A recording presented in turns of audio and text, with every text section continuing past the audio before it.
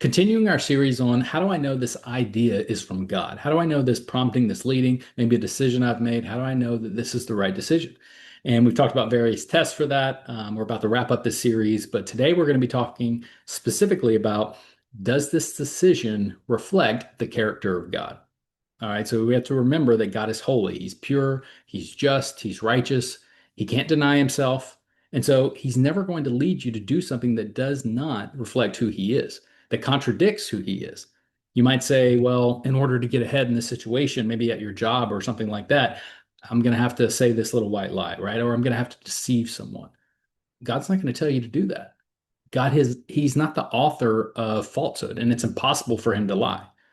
You might think, well, in order for me to get this person to do something that's maybe in their best interest, I have to manipulate them. That's not in the character of Christ.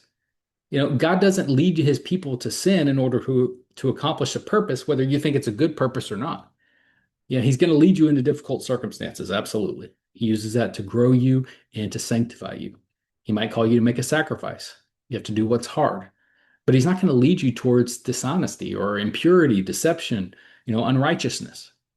So when a thought enters your mind, you have to ask yourself, does this reflect the character of God that's revealed in the Bible?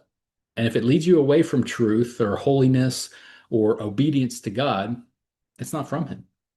God's guidance will always be consistent with his character, and he never contradicts who he is.